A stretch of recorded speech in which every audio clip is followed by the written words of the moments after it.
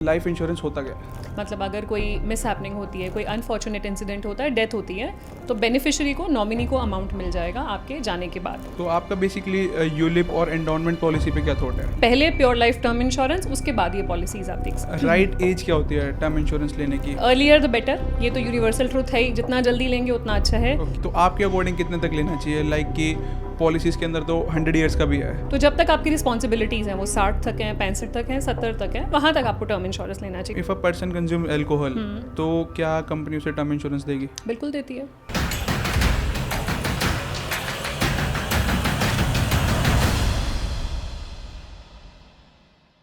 नमस्कार दोस्तों, आज इस वीडियो के अंदर हम लाइफ इंश्योरेंस से रिलेटेड बात करेंगे। लाइफ इंश्योरेंस में भी आज के टाइम में सबको पता है कि टर्म इंश्योरेंस पर ही बात करेंगे। तो आज हमने एक स्पेशल गेस्ट को बुलाया है जिन्हें इस इंडस्ट्री के अंदर 19 साल से भी ज़्यादा का एक्सपीरियंस है। तो मैं आपका स्वागत करूँगा। गुरलीन जी, आपका बहुत बहुत स्वागत है हमारे पॉडकास्ट पर। जी थैंक यू। तो मैम, सबसे पहले ये बताइए कि लाइफ इंश्योरेंस होता क्या है? सो लाइफ इंश्योरेंस बेसिकली जीवन बीमा है। आप अपनी लाइफ को कवर कर रहे हो। मतलब अगर कोई मिस हैपनिंग होती है, कोई अनफॉर्चुनेट इंसिडेंट होता है, डेथ होती है, तो बेनिफिशियरी को, नॉमिनी को अमाउंट मिल जाएगा आपके जाने के बाद। तो उसको लाइफ इंश्योरेंस कहते हैं। तो मैम, लाइफ इंश्योरेंस के अंदर भी ना बहुत सारे प्रोडक्ट्स होते हैं, तो एक बार हम थोड़ा उन पर डिस्कस करते हैं। लाइक कि कोई बोलता है कि आपको इंश्योरेंस प्लस इन्वेस्टमेंट लेनी चाहिए, कोई बोलता है कि आपको पर्टिकुलर इंश्योरेंस ही लेना चाहिए। तो आपकी क्या ओपिनियन है? लाइफ इंश्योरेंस में डिफरेंट टाइप्स ऑफ प्रोडक्ट्स हैं। जैसे आपने बोला एंडोमेंट है, मतलब आप प्रीमियम देते हो, कुछ टाइम के बाद आपको रिटर्न मिल जाता है, मेच्योरिटी मिल जाती है। मनी बैक पॉलिसीज़ होती हैं, होल लाइफ पॉलिसीज़ होती हैं, और आपका टर्म इंश्योरेंस पॉलिसी होता है जो कि काफ़ी पॉपुलर कॉन्सेप्ट है, जहाँ पे आपका प्योर लाइफ इंश्योरेंस हो रहा है। मतलब उसमें रिटर्न नहीं मिलता, आपकी लाइफ कवर हो रही है, आप प्रीमियम देते हो सर्टेन नंबर ऑफ ईयर्स के लिए, आपको अगर डेथ होती है तो बेनिफिशियरी को अमाउंट मिल जाता है, नहीं तो कुछ नहीं मिलता है उसमें। ओके, तो आपके अकॉर्डिंग कौन सा लेना चाहिए? देखिए, सबसे पहले तो प्योर लाइफ इंश्योरेंस लेना चाहिए। मतलब आपकी लाइफ का कवर होना बहुत इंपॉर्टेंट है, क्योंकि आपकी इनकम के ऊपर, जो आप इनकम कंट्रीब्यूट कर रहे हो फैमिली में, अगर आपके साथ कोई हादसा हो जाता है तो उस केस में वो इनकम बंद हो जाएगी। तो आपकी जो रिस्पॉन्सिबिलिटीज़ हैं, मान लो बच्चों की पढ़ाइयाँ हैं, आपके फाइनेंशियल गोल्स हैं, उनकी शादी है, फैमिली की रिटायरमेंट, या कोई भी अगर आपके नाम पे लोन चल रहा है, तो उसकी रिस्पॉन्सिबिलिटी सारी फैमिली पे पास ऑन हो जाएगी। तो आप नहीं चाहेंगे वो लाइबिलिटी पास ऑन हो, इसके लिए टर्म इंश्योरेंस लेंगे ताकि वो आपका जो रिस्क है वो कवर हो पाए। ठीक है, तो आपका बेसिकली यूलिप और एंडोनमेंट पॉलिसी पे क्या थॉट है? देखिए, सब पॉलिसीज़ अपनी जगह हैं, मतलब जिसकी जो ज़रूरत है, लेकिन पहले प्योर लाइफ टर्म इंश्योरेंस, उसके बाद ये पॉलिसीज़ आप देख सकते हैं। लाइक कि मैम, देश की सबसे बड़ी इंश्योरेंस कंपनी LIC जी, वो एंडोनमेंट प्लान और यूलिप प्लान ही सबसे ज़्यादा बेचती है रेदर देन टर्म इंश्योरेंस। ऐसा क्यों? जी, ऐसा नहीं है। मतलब उनके भी बहुत सारे टर्म इंश्योरेंस प्लान्स हैं, लेकिन क्योंकि LIC काफ़ी पहले स्टार्ट हुई थी, तो इनिशियली कॉन्सेप्ट एंडोमेंट का, आपका money back policies, whole life policies का ही था। टर्म इंश्योरेंस का कॉन्सेप्ट काफ़ी देर से लोगों को समझ में आया। मतलब ये कॉन्सेप्ट समझ में आया जब लोगों ने लोन लेने स्टार्ट करे। तो लोन प्रोटेक्शन के लिए पॉलिसी मिलती थी। मान लीजिए आपने 50 लाख का लोन लिया, तो आपको बैंकर ने बोला कि अगर कल को आपको कुछ हो गया तो ये लोन कौन पे करेगा। तो इसलिए loan protection insurance term insurance के फॉर्म में आई। तो ये काफ़ी लेट आई। तो पहले एंडोमेंट और इस तरीके से LIC पॉलिसीज़ दी जाती थी, अभी भी दी जाती हैं, बट बहुत सारे टर्म इंश्योरेंस प्लान्स भी इंट्रोड्यूस कर दिए गए हैं LIC से, जो आप ऑनलाइन डायरेक्ट भी ले सकते हैं, एजेंट्स के थ्रू भी ले सकते हैं। ओके, तो मैम, आपको इस इंडस्ट्री में मतलब बहुत एक्सपीरियंस हो चुका है, ऑलमोस्ट 20 साल हो चुके हैं। जी। तो जब आपने स्टार्ट किया था तो उस टाइम पे तो लोग इतनी पॉलिसीज़ नहीं लेते होंगे, और आज के टाइम में बहुत बूम है पॉलिसीज़ का। तो ये चेंज कैसे मैम? देखिए, अवेयरनेस, ऑफ कोर्स इंटरनेट, इतनी इन्फॉर्मेशन कहाँ अवेलेबल होती थी कि इंपॉर्टेंस ऑफ इंश्योरेंस क्या है। अब लोग समझते हैं कि हमारी लाइफ की भी वैल्यू है, हमारे जाने के बाद फैमिली को प्रॉब्लम ना हो, तो वो अवेयरनेस की वजह से लोग अपना लाइफ का कवर कराना चाहते हैं। ओके मैम, अभी आपने एक वर्ड यूज़ किया अवेयरनेस। तो अवेयरनेस से मैम एक चीज़ ये बताइए कि कंपनीज जैसे किसी को क्लेम रिजेक्ट बहुत कर देते हैं कंपनीज। टर्म इंश्योरेंस का केस ले लो, चाहे लाइफ इंश्योरेंस का केस कुछ भी ले लो, तो इसके अंदर ना रिजेक्शंस बहुत होती हैं। तो हमें किन किन बातों का ध्यान रखना चाहिए ताकि हमारी रिजेक्शंस ना हो? देखिए, वही है कि जब आप फॉर्म फिल कर रहे हैं तो प्रॉपर्ली फॉर्म फिल कीजिए, सारे क्वेश्चंस पढ़कर समझकर आंसर दीजिए, क्योंकि प्रपोजल फॉर्म क्या है, वो बेंचमार्क बनता है क्लेम के टाइम पे। एक एक चीज़ इंश्योरेंस कंपनी देखती है कि आपने क्या लिखा था, कहीं कोई ऐसी मिस रिप्रेजेंटेशन तो नहीं आपने करी थी, बिकॉज वो कॉन्ट्रैक्ट ऑफ गुड फेथ है। अगर फॉर्म में कहीं आपने कुछ मिस रिप्रेजेंटेशन किया था और क्लेम भी उसी वजह से आ गया, मान लीजिए किसी को पहले से कैंसर था, मैं एग्जाम्पल लूँगी, पॉलिसी लेने से पहले उन्होंने इंश्योरेंस कंपनी को नहीं बताया, ना प्रपोजल फॉर्म में भरा, 3 साल बाद डेथ होगी कैंसर की वजह से, तो इंश्योरेंस कंपनी तो इन्वेस्टिगेशन करेगी ना कब से था कैंसर, और उनको पता लगा कि पॉलिसी लेने से पहले था तो क्लेम नहीं मिलेगा। तो ये एक एग्जाम्पल हो गया। दूसरा, आपको ध्यान रखना चाहिए कि आप जो भी डिटेल्स फिल कर रहे हैं, नॉमिनी की, बेनिफिशियरी की, वो करेक्ट डिटेल्स हों। मतलब जिस पर्पस के लिए आप पॉलिसी ले रहे हैं, कल को फैमिली मेम्बर्स को ही पैसा नहीं मिला तो क्या फ़ायदा उस चीज़ का। तीसरा, एक और इम्पॉर्टेंट पॉइंट होता है स्पेशली टर्म इंश्योरेंस में, रिजेक्शन से रिलेटेड नहीं है, बट एक इंपॉर्टेंट पॉइंट है जो मैं हाईलाइट करना चाहती हूँ, मैरिड वुमेन प्रॉपर्टी एक्ट आपको ऑप्ट करना चाहिए। अगर आप चाहते हैं आपकी वाइफ और बच्चे को ही बेनिफिशरी वही उन्हीं को मिले, मतलब कोई भी क्रेडिटर्स और कोई भी उस पैसे पे हक नहीं जता सकते, तो बच्चों को ही जाएगा पैसा और वाइफ को ही जाएगा। तो मैरिड वुमेन प्रॉपर्टी एक्ट भी आप चूज कर सकते हैं। ठीक है। तो मैम राइट एज क्या होती है टर्म इंश्योरेंस लेने की, और कितना हमें सम एश्योर्ड लेना चाहिए? देखिए, अर्लियर द बेटर, ये तो यूनिवर्सल ट्रूथ है ही, जितना जल्दी लेंगे उतना अच्छा है। दो रीज़न है, एक तो आप यंग एज पे लेते हो तो हेल्थ कंडीशंस नहीं होती, इजीली पॉलिसी मिल जाती है। दूसरा, आपका जो प्रीमियम है, मज़े की बात यह है कि टर्म इंश्योरेंस का प्रीमियम आपकी एज से डिसाइड होता है और वो हमेशा के लिए फिक्स रहता है। मान लो आप 25 साल की उम्र पे पॉलिसी ले रहे हो, आपका 8,000 या 10,000 रुपये साल का प्रीमियम है 1 करोड़ कवर के लिए, तो 8,000 10,000 थ्रू आउट, मान लो 60-65 साल तक आपने कवर लिया, फिक्स रहेगा, वो फ्रीज हो गया। ऐसे आप मान लीजिए आप कवर ले रहे हैं 25 की बजाय 35 पे, तो प्रीमियम बढ़ के हो जाएगा 15-16 हज़ार, तो यहाँ पे आपका प्रीमियम फ्रीज हो जाएगा। तो इसलिए यंग एज पे लेना बेटर है। और कितने का आंसर ये होता है कि आपकी रिस्पॉन्सिबिलिटीज़ के हिसाब से कैलकुलेशन होती है कि आपकी इनकम कंट्रीब्यूशन क्या है, आपकी अर्निंग कैपेसिटी क्या है, आपके जाने से आपकी फैमिली को कितना नुकसान हो रहा है फाइनेंशियली, तो उतना टर्म इंश्योरेंस लेना चाहिए। वो मैक्सिमम अप टू 25 टाइम्स होता है, आपके एज के हिसाब से 25 टाइम्स तक का कवर लेना चाहिए। मतलब मेरी जितनी एनुअल इनकम है उसको 25 टाइम्स तक का कवर लेना चाहिए। तो मैम इसकी कुछ एज भी होगी कि मिनिमम एज, क्या 10 साल का बच्चा भी टर्म इंश्योरेंस ले सकता है? आप अगर कमा रहे होंगे तभी आप टर्म इंश्योरेंस ले सकते हैं। तो मतलब 18+ ही कह सकते हैं। और मैम मैक्स एज तक कितने तक हमें टर्म इंश्योरेंस लेना चाहिए? 65 तक मिल जाता है, अलग अलग पॉलिसीज अवेलेबल है। ओके, तो आपके अकॉर्डिंग कितने तक लेना चाहिए? लाइक कि पॉलिसीज के अंदर तो 100 ईयर्स का भी है जी, 65 ईयर्स का भी है, तो आपके ओपिनियन से कितने एज तक का लेना चाहिए? देखिए, टर्म इंश्योरेंस जो कॉन्सेप्ट है वो इनकम रिप्लेसमेंट है कि आप कमा रहे हैं, आपकी रिस्पॉन्सिबिलिटीज़ पूरी हो रही हैं, तो जब तक आपकी रिस्पॉन्सिबिलिटीज़ हैं वो 60 तक हैं, 65 तक हैं, 70 तक हैं, वहाँ तक आपको टर्म इंश्योरेंस लेना चाहिए। उसके बियॉन्ड आपकी चॉइस है, लोग लेते हैं 75, 80, 85 या 99 तक भी लेते हैं, वो पर्सनल चॉइस है। ओके, तो मैम टर्म इंश्योरेंस लेने के लिए कौन कौन से डॉक्यूमेंटेशन रिक्वायर्ड होती है? सो डिपेंड करता है आपका प्रोफेशन क्या है। आप सैलरीड हैं तो अलग डॉक्यूमेंटेशन, आप सेल्फ एम्प्लॉयड या प्रोफेशनल हैं तो अलग डॉक्यूमेंट्स जाते हैं। सैलरीड हैं तो आपकी 6 मंथ्स की सैलरी स्लिप्स, 6 मंथ्स की बैंक स्टेटमेंट जाती है जहाँ पे आपकी सैलरी क्रेडिट होती है, साथ में फॉर्म 16 भी मांगा जा सकता है, प्लस KYC डॉक्यूमेंट्स तो हैं ही, जो आपका पैन, आधार, फोटोग्राफ, ये सब लगेगा ही लगेगा। ये बेसिक डॉक्यूमेंट्स हैं जो चाहिए होते हैं। और मैम सेल्फ एम्प्लॉयड के केस में? सेल्फ एम्प्लॉयड के केस में आपके इनकम टैक्स रिटर्न मांगते हैं और कॉम्प्यूटेशन ऑफ इनकम मांगते हैं। ओके, तो सेल्फ एम्प्लॉयड में भी एक्टिव इनकम होनी चाहिए, पैसिव इनकम नहीं होनी चाहिए। जैसे कि मान लीजिए सिर्फ किसी की इंटरेस्ट और रेंटल इनकम है, उस पर टर्म इंश्योरेंस नहीं मिलेगी, आपको इनकम मिलेगी, मतलब आपके स्किल्स की वजह से अगर कोई इनकम आ रही है विच इज़ एक्टिव इनकम, उसके बेसिस पे ही आप टर्म इंश्योरेंस ले सकते हैं। लाइक कि मैम किसी एजेंट ने मेरे को पॉलिसी फिर भी दे दी, तो इन केस क्लेम आए तो वो रिजेक्ट हो जाएगा? पॉलिसी नहीं मिलेगी ना, अगर आपकी एक्टिव इनकम नहीं है तो पॉलिसी नहीं मिलेगी। ओके, मतलब पॉलिसी मिलेगी ही नहीं?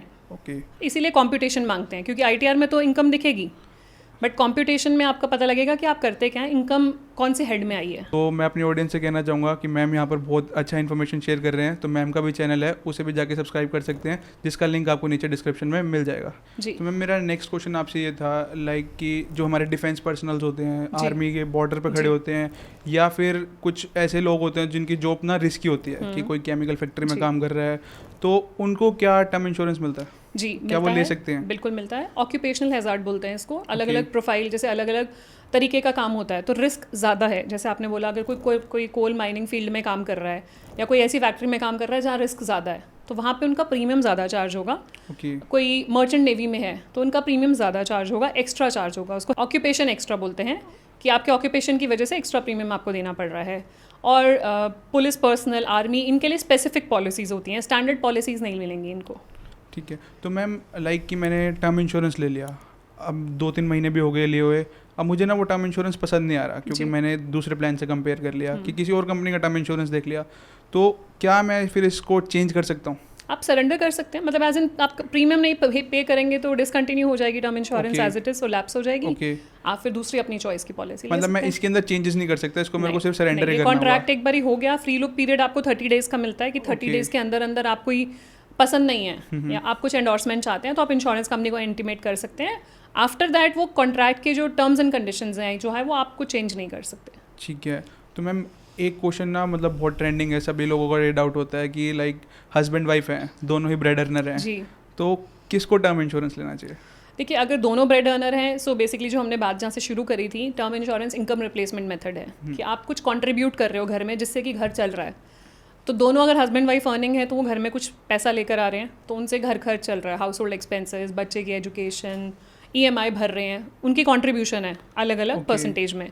तो दोनों का ही टर्म इंश्योरेंस ज़रूरी है, बिकॉज वो दोनों इंपॉर्टेंट हैं फैमिली के लिए जो कमा के ला रहे हैं। तो अगर दोनों में से एक भी जाता है तो उतनी इनकम कम हो जाएगी फैमिली की, उसको रिप्लेस करने के लिए हमें टर्म इंश्योरेंस दोनों का ही चाहिए। ठीक है, तो मैम क्या हम मल्टीपल टर्म इंश्योरेंस ले सकते हैं? लाइक कि मैंने एक टर्म इंश्योरेंस किसी X कंपनी से ले लिया, दूसरा मैंने Y कंपनी से ले लिया, उसके अलावा मेरे को तीसरा लेना तो मैंने A कंपनी से ले लिया, तो क्या मैं मल्टीपल टर्म इंश्योरेंस ले सकता हूँ? बिल्कुल ले सकते हो, लेकिन अपनी फाइनेंशियल एलिजिबिलिटी के हिसाब से। मतलब अगर आपकी फाइनेंशियल एलिजिबिलिटी जो हमने बात की थी कि 25 टाइम्स की बनती है, अगर आपकी एज पे आपकी इनकम के 25 टाइम्स मान लीजिए आप कवर ले सकते हैं। किसी की 10 लाख इनकम है, उनकी एलिजिबिलिटी है 2.5 करोड़। मान लीजिए उन्होंने 1 करोड़ एक कंपनी से ले लिया, दूसरी कंपनी से भी 1 करोड़ ले लिया, अब तो 50 लाख ही ले सकते हैं ना, 2 करोड़ नहीं अप्लाई कर सकते। ठीक है, तो उनको नई कंपनी को पुरानी कंपनीज की पॉलिसीज डिस्क्लोज करनी पड़ेंगी। तो इन टोटल मैं अपने 25 टाइम्स तक का ही एनुअल जो मेरी सारी इनकम है, पॉलिसीज मिला के। ओके जी, तो मेरी जितनी एनुअल इनकम है, लाइक कि मेरी 25 लाख रुपए एनुअल इनकम है, तो मैं उसका 25 टाइम्स तक ही कवर कर सकता हूँ। तो मैम जो टर्म इंश्योरेंस का प्रीमियम है वो कैसे चार्जेबल होता है? मतलब कि ऑप्शंस बहुत सारे होते हैं कि आप मतलब मंथली पे भी कर सकते हो, ईयरली पे भी कर सकते हो, वीकली पे भी कर सकते हो, आजकल तो बहुत सारे ऑप्शंस आ गए हैं। और उसके अलावा एक ऑप्शन है कि लिमिटेड पे का, तो हमें कौन सा ऑप्शन अडॉप्ट करना चाहिए? देखिए, एक तो मोड ऑफ प्रीमियम पेमेंट है जो आप बोल रहे हैं। अब आपकी कन्वीनियंस होता है, कई लोग मंथली चूज़ करना चाहते हैं कि मेरे को कन्वीनियंट है, हर महीने सैलरी आएगी या हर महीने इनकम आएगी और ऑटो डेबिट हो जाएगा।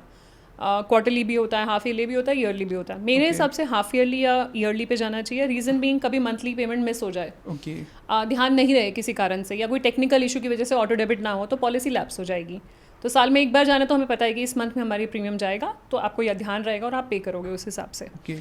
और लिमिटेड पे का क्या बेनिफिट रहता है? सो प्रीमियम पेमेंट टर्म जो होती हैं वो ऑप्शंस होती हैं। जैसे आपकी मान लीजिए आपकी पॉलिसी 65 तक है, आपके पास एक ऑप्शन है कि 65 भी पॉलिसी टर्म है, आप प्रीमियम भी 65 तक पे करते रहो। दूसरा ऑप्शन है कि आप कम टाइम के लिए प्रीमियम पे करो, पॉलिसी 65 तक कंटिन्यूड रहेगी। अब आप 60 तक पे करो, 10 साल पे करो, 15 साल पे करो या 5 साल, वो आपकी कन्वीनियंस के ऊपर है। आपको लगता है कि 10 साल तक तो मेरी जॉब श्योर शॉर्ट है, मेरे पास पैसा है, मैं 10 साल में देके ख़त्म करता हूँ और मेरा कवर चलता रहेगा 65 तक, तो ये अपनी कन्वीनियंस के ऊपर है। लाइक कि मेरे को पे करने हैं 65 ईयर्स तक, मैंने 5 साल के अंदर ही पे कर दिया, हाँ तो ये लिमिटेड पे के अंदर आ गया। बट मैम फिर इसका एक लॉस भी तो हो सकता है। तो देखिए, वो लाइफ जो है वो प्रोबेबिलिटी, जो डेथ है वो प्रोबेबिलिटी पे काम करता है। हर एक का अपना सोचने का नजरिया है। कई लोग सोचते हैं कि मैंने जल्दी पे कर दिया तो मेरा काम खत्म, मुझे आगे नहीं पे करना।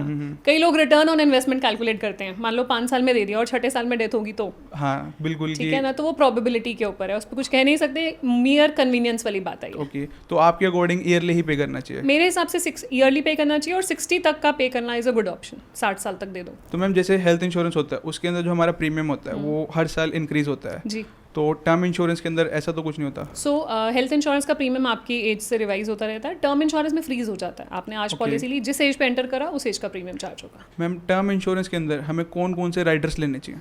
देखिए, राइडर्स बहुत सारे अवेलेबल हैं, एड ऑन्स बहुत सारे, आप एडिशनल प्रीमियम लेके ले सकते हो।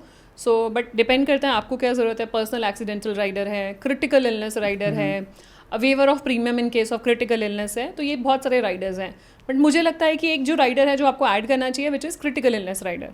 मतलब उससे आपके, अगर मान लीजिए कोई क्रिटिकल इलनेस होती है जो उस लिस्ट में मौजूद है, तो लमसम पे आउट हो जाता है over and above your sum assured. तो 20-25 लाख का अगर क्रिटिकल इलनेस राइडर लिया है तो आपका लमसम पे आउट हो जाएगा। मैम जैसे हेल्थ इंश्योरेंस के केस में अगर कोई बंदा हॉस्पिटलाइज हो जाए तो उसका मेडिकल जो क्लेम, जितने भी मेडिकल एक्सपेंस है वो हेल्थ इंश्योरेंस में कवर हो जाते हैं। टर्म इंश्योरेंस के अंदर अगर पर्सन की डेथ हो जाए तो उसकी फैमिली को पैसे मिल जाते हैं, तो वो चीज़ उसमें कवर हो जाती है।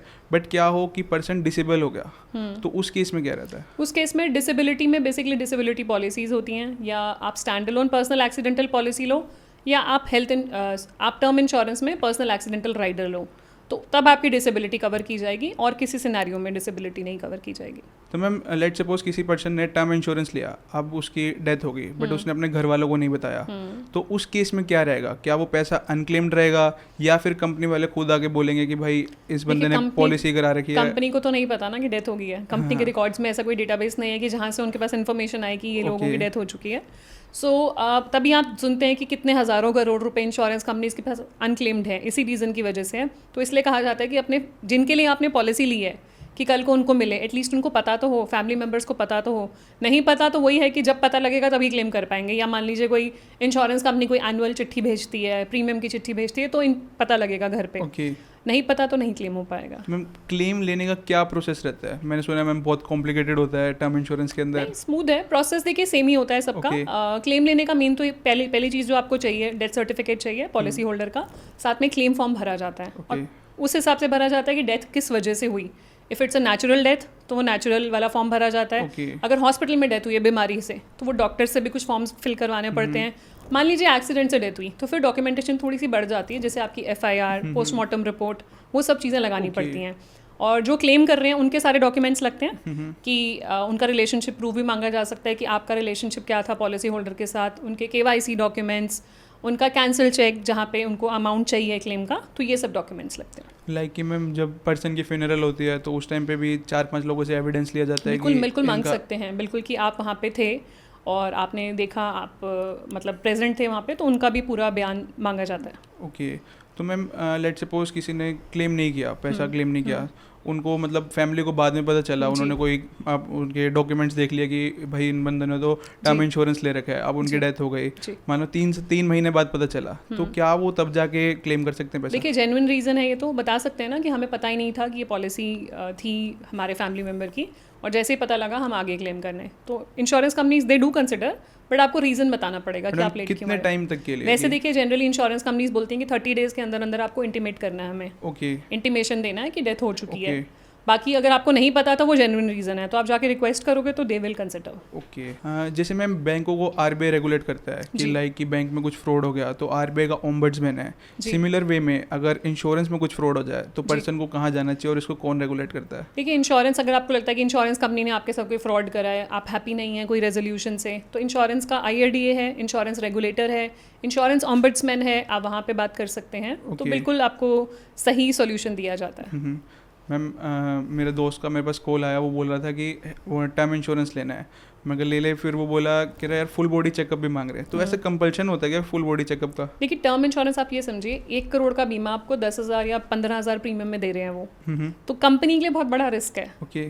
तो कंपनी डेफिनेटली चाहेगी कि आप हेल्दी हो तभी हम पॉलिसी दें, ठीक है? तो इसलिए उनका प्री पॉलिसी मेडिकल चेकअप कराना ज़रूरी है। डिपेंड करता है आपका कितना इंश्योरेंस कवर है, डिपेंड करती है आपकी प्रोफाइल क्या है, डिपेंड करता है आपका आपकी एज क्या है, तो इन 3 चीज़ों पे डिपेंड करेगा आपका टेस्ट होना या ना होना। Okay ma'am, if a person consume alcohol तो क्या कंपनी उसे टर्म इंश्योरेंस देगी? बिल्कुल देती है, डिपेंड करता है। अब आप डेली अगर अल्कोहल लोगे तो हो सकता है इंश्योरेंस कंपनी पे डिपेंड करेगा कि मान लीजिए लिवर फंक्शन टेस्ट ठीक नहीं है, तो इंश्योरेंस कंपनी बोल सकती है कि हम नहीं दे सकते इस केस में।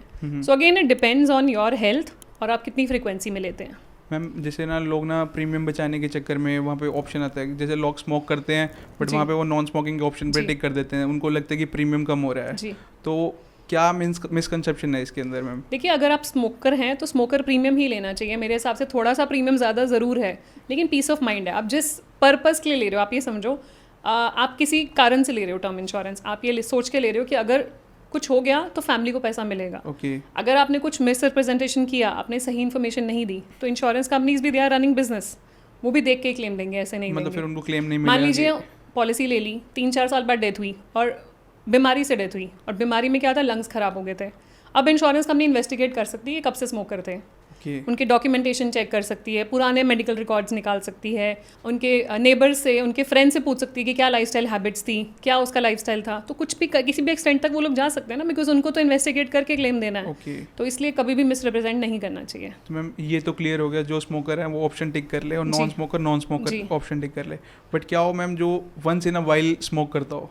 देखो स्मोकर ही कहलाएगा, अगर वंस इन अ वाइल करता है तभी स्मोकर ही कहलाएगा। आप ये नहीं बोल सकते कि मैंने 6 महीने में एक बार लिया तो मैं स्मोकर तो नहीं हूँ, स्मोकर तो स्मोकर ही है। ठीक है, बट मैम एक चीज़ बताओ कि अभी बंदा नॉन स्मोकर है और उसने पॉलिसी परचेज कर ली, अब 1 साल बाद वो पीने लग गया, तो उस केस में मेरे को क्या टर्म इंश्योरेंस कंपनी को बताना होगा? आप मेल कर सकते हैं, मतलब आप ऑब्लिगेटेड नहीं है, बट एक मेल कर सकते हैं कि आई हैव स्टार्टेड स्मोकिंग, जो भी आपका रीज़न है आप मेल कर सकते हैं। बट एंड अंडर राइटिंग जो होती है वो पॉलिसी लेते टाइम ही होती है। जैसे मैंने पॉलिसी ली तो मैंने अभी नॉमिनी अपनी मदर को बना दिया, तो अब कल को मेरी शादी हो जाएगी, तो उस केस में मैं क्या नॉमिनी चेंज कर सकता हूँ? बिल्कुल कर सकते हैं, आपकी चॉइस है। नॉमिनी आप जितनी बार मर्जी चेंज कर सकते हैं अपने लाइफ टाइम में। आपको नॉमिनेशन का फॉर्म देना होता है और डिक्लेयर करना पड़ता है कि मुझे नॉमिनी चेंज करना है। तो मैं क्या मैं मल्टीपल नॉमिनी भी ऐड कर बना सकता सकते हूँ हैं, इसके अंदर कि बिल्कुल, मेरे को आपको परसेंटेज डिफाइन करना ओके पड़ेगा। मैं यही पूछ रहा था कि लाइक मेरे को 50% वाइफ जी। को देना और 50% मदर को देना हो तो जी, मैं परसेंटेज भी कर सकते हैं। ओके। तो मैम आज की डेट में सबको पता है कि टर्म इंश्योरेंस ही लेना चाहिए। जी। अब ये चीज़ें कंपनीज को ही पता है जी कि अब कंपनीज ने भी ना टर्म इंश्योरेंस के अंदर भी ना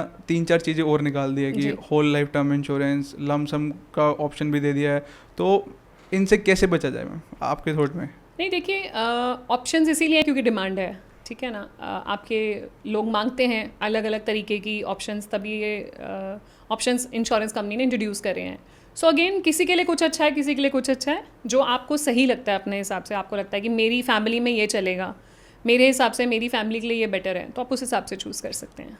मैम आपके 19 ईयर्स के एक्सपीरियंस से जी। टॉप 5 कंपनीज आपको कौन सी अच्छी लगती है इंश्योरेंस इंडस्ट्री के अंदर? देखिए ऐसा मतलब कोई ऐसी टॉप 5 कंपनीज़ नहीं है, किसी ऑर्डर में नहीं है कोई कंपनीज, बहुत सारी कंपनीज़ हैं। And insurance companies basically business claim के बिजनेस में ही है। अगर आपने पॉलिसी ली है, फुल डिस्क्लोजर के साथ ली है, जेन्युइन पॉलिसी ली है, तो जेन्युइनली क्लेम मिलता है, कोई क्लेम नहीं रोकता। Okay but to name few companies जो जिनके टर्म इंश्योरेंसेज जिनका मार्केट शेयर अच्छा है, अगर नाम लेना चाहूँ तो आप देख सकते हैं ICICI प्रूडेंशियल है, HDFC लाइफ है, मैक्स लाइफ है, टाटा AI लाइफ है, LIC है। ये कुछ कंपनीज हैं जो टर्म इंश्योरेंस में आप देख सकते हैं। तो मैम टर्म इंश्योरेंस के अंदर परमानेंट एक्सक्लूजन क्या है? मतलब लोग तो सारे फीचर ढूंढते हैं, जी मेन चीज़ देखनी चाहिए कि हमें क्या नहीं मिल रहा। जी। तो टर्म इंश्योरेंस के अंदर वो क्या चीज़ें हैं? सो परमानेंट एक्सक्लूजन्स में मेनली कुछ चीज़ें आती हैं, जैसे कि सेल्फ इन्फ्लिक्शन। मतलब मान लीजिए आप अल्कोहल के इन्फ्लुएंस में थे और आप गाड़ी चला रहे थे और एक्सीडेंट हो गया, डेथ होगी, तो इंश्योरेंस कंपनी नहीं देगी। आपको पता था खतरा है, फिर भी आप कर रहे थे। आप एडवेंचर स्पोर्ट्स कर रहे हैं और डेथ हो जाती है, तो नहीं मिलेगा क्लेम। आप कोई क्रिमिनल एक्टिविटी में इन्वॉल्व है ओके। तो क्लेम नहीं मिलेगा। तो ये कुछ चीज़ें हैं जो परमानेंटली एक्सक्लूडेड हैं। तो मैम लाइक किसी को टर्म इंश्योरेंस परचेज करना हो तो उसे किन किन बातों को ध्यान रखना पड़ेगा? एक तो यही कि जो आप टर्म इंश्योरेंस परचेज कर रहे हैं, अपना एडिक्वेट टर्म इंश्योरेंस लें। ऐसा ना हो कि आप 10 लाख 20 लाख का टर्म इंश्योरेंस लें जो फैमिली के काम भी ना आए। Okay keeping in mind future inflation, कि कितना पैसा चाहिए होगा फ्यूचर में अगर कुछ ऐसा होता है। तो अपनी इनकम के हिसाब से, अपनी फाइनेंशियल एलिजिबिलिटी के हिसाब से, मान लीजिए आपने कोई लोन्स लिए हैं तो उसको भी कवर करें ज़रूर टर्म इंश्योरेंस लेते टाइम। दूसरा, जब आप टर्म इंश्योरेंस ले रहे हैं तो देख सकते हैं कि आपको कौन से राइडर्स चाहिए अपने हिसाब से। आपको क्रिटिकल इलनेस ऐड करना है, नहीं करना, आपकी फैमिली बैकग्राउंड क्या है, उस हिसाब से आप देख सकते हैं कि कौन से राइडर्स आपको ऐड करने हैं। प्लस प्रीमियम पेमेंट ऑप्शन मेरे हिसाब से एनुअली रखना चाहिए कि साल में एक बार ही जाए, सो दैट वो आपके ध्यान में रहे और मिस ना हो कभी भी आपका प्रीमियम। ओके और जब टर्म इंश्योरेंस ले रहे हैं, प्रपोजल फॉर्म तो सबसे इंपॉर्टेंट है ही, जो हमने बात की थी कि प्रपोजल फॉर्म और प्री एग्जिस्टिंग मेडिकल कंडीशन बताना बहुत ज़रूरी है। और इसी के साथ जो लाइफस्टाइल हैबिट्स हैं, smoker, non smoker, alcohol consume करते हैं, तो ये बताना इंश्योरेंस कंपनी के लिए बहुत इंपॉर्टेंट है। तो जैसे कि मैम अभी आपने बोला कि आपके पास एक एडिक्वेट टर्म इंश्योरेंस होना चाहिए। लाइक अब मेरी सैलरी ही मतलब कम है तो मेरे को उसका 25 टाइम्स ही मिलेगा, जी। बट मेरे माइंड में ये है कि मेरे को ज़्यादा चाहिए। लाइक कि मैं अभी 50 लाख के टर्म इंश्योरेंस के लिए एलिजिबल हूँ, बट माइंड में है कि इन्फ्लेशन वगैरह कैलकुलेट करूँ तो मेरे पास कम से कम 2 करोड़ का होना चाहिए। तो इस चक्कर में बहुत सारे लोग रह जाते हैं, वो लेते नहीं। तो इस पर आपके क्या थॉट्स हैं? देखिए हाँ, वही होता है कि लोग सोचते हैं कि जब इनकम बढ़ेगी तब ले लेंगे, बट दूसरा सोल्यूशन होता है इंक्रीजिंग सम एश्योर्ड। मतलब आप ऑप्शन ले सकते हो कि अभी 50 लाख है, हर साल 5% बढ़ता जाएगा सम एश्योर्ड, तो इन्फ्लेशन प्रोटेक्शन हो जाएगी। तो उस तरह की पॉलिसीज भी अवेलेबल हैं मार्केट में। अच्छा, मतलब मार्केट में स्टेप अप एक तरह से बोल सकते हैं कि स्टेप स्टेप अप पॉलिसीज भी इंक्रीजिंग सम एश्योर्ड है। ओके। जी। तो मैं मेरा नेक्स्ट क्वेश्चन आपसे यहाँ पर ये है कि लाइक मैंने 3 कंपनी से टर्म इंश्योरेंस लिया, ABC। अब इन केस डेथ हो गई जी तो क्या मेरे को तीनों कंपनी से पैसा मिलेंगे? जी। और उनका प्रोसेस क्या रहेगा? मतलब पहले मेरे को एक कंपनी को जाके बताना पड़ेगा कि मैंने यहाँ से भी ले लिया है, या फिर मतलब क्या प्रोसेस रहेगा इसके अंदर? देखिए तीनों को आपको साइमल्टेनियसली क्लेम डालना पड़ेगा, तीनों कंपनी से अमाउंट मिलेगा, प्रोवाइडेड आपने फाइनेंशियल एलिजिबिलिटी के हिसाब से टर्म इंश्योरेंस लिया है। मान लीजिए अगर आपने 2 पॉलिसी लेने के बाद तीसरे वाले को बताया नहीं था कि मेरी पहले 2 पॉलिसीज़ हैं, तो वो गलत तरीके से पॉलिसी ली गई होगी। ओके, उस टाइम डिक्लेयर करना पड़ेगा कि मैंने पहले भी एक पॉलिसी ले रखी है। जी बिल्कुल, क्योंकि टोटल फाइनेंशियल एलिजिबिलिटी देखी जाएगी ना। अगर उसमें है तो तीनों कंपनीज क्लेम देंगी। तीनों कंपनीज को जो डॉक्यूमेंट्स मैंने आपको बताया वो कॉमन लिस्ट ऑफ डॉक्यूमेंट्स थी, तो वो डॉक्यूमेंट सबमिट करने पड़ेंगे। एंड तीनों कंपनीज हो सकता है वो पूछे कि उस कंपनी में सेटल हो गया नहीं हो गया, तो इंटरनली भी वो कर सकते हैं, बट तीनों कंपनीज में अलग अलग क्लेम साइमल्टेनियसली फाइल करना पड़ेगा। ओके। तो मैम मेरा नेक्स्ट क्वेश्चन यहाँ पर आपसे है लाइक कि कुछ नेचुरल डिजास्टर की वजह से डेथ हो जाती है, जी। तो उस केस में क्या इंश्योरेंस मिलता है? देखिए उस केस में टर्म इंश्योरेंस में ये परमानेंट एक्सक्लूजन लिस्ट में होता है, natural disaster and war. Unless कुछ अदरवाइज स्पेसिफाई किया जाता है गवर्नमेंट की तरफ से कि क्लेम्स देने हैं तो पे किए जाएंगे। ओके जैसे एपिडेमिक और पैंडेमिक जो था वो परमानेंट एक्सक्लूजन में था कि उसमें क्लेम नहीं मिलेगा, बट गवर्नमेंट ने बोला कि इसमें क्लेम दिए जाएंगे, तो कोविड में क्लेम्स पे हुए थे। ओके, तो thank you so much ma'am, यहाँ पर आपने सारे के सारे क्वेश्चंस के आंसर कर दिए, जी। मतलब हमारी भी नॉलेज पूरी बढ़ चुकी है यहाँ से। बट इस वीडियो को हम लास्ट में इस वीडियो को एंड करें तो अगर आप इस शॉर्ट में टर्म इंश्योरेंस को समझाना चाहें तो क्या कमेंट रहेंगे आपके? देखिए, शॉर्ट में यही है कि टर्म इंश्योरेंस आपका लाइफ इंश्योरेंस है, प्योर लाइफ इंश्योरेंस है, जो सिर्फ आपकी लाइफ को कवर कर रहा है। बहुत सारे लोग ये सोच के टर्म इंश्योरेंस नहीं लेते कि मुझे इसमें क्या मिलेगा, मतलब मैं अगर मेरी डेथ नहीं हुई मान लो 30 साल 40 साल में, तो ये पैसा बेकार गया। बट मेरा मानना ये है कि इसको आप इन्वेस्टमेंट मान के नहीं, आप इसको एज अ एक्सपेंस मान के लें कि मेरा खर्चा, जहाँ पे आप घर का इतना खर्चा कर रहे हैं, 1000 रुपये महीना और खर्चा हो जाएगा, लेकिन आपकी लाइफ सिक्योर हो जाएगी। Okay. और एडिक्वेट टर्म इंश्योरेंस लेना तो बिल्कुल ना भूलें। हो सकता है 40 लाख 50 लाख रुपए इनफ ना हो फ्यूचर में। कीपिंग दैट इन माइंड, आपको एडिक्वेट टर्म इंश्योरेंस लेना चाहिए। और जो चीज़ हमने बात की थी कि प्रपोजल फॉर्म और फुल डिस्क्लोजर के साथ पॉलिसी लें, क्योंकि जो आपका पर्पस है पॉलिसी लेने का वो डिफीट नहीं होना चाहिए। ओके, तो thank you so much ma'am. बाकी मैं अपनी ऑडियंस से कहना चाहूँगा, अगर किसी को फिर भी कुछ डाउट हो तो वो नीचे कमेंट सेक्शन में पूछ सकता है। बाकी हम मिलते हैं नेक्स्ट वीडियो में। Till then have you right path means focus path.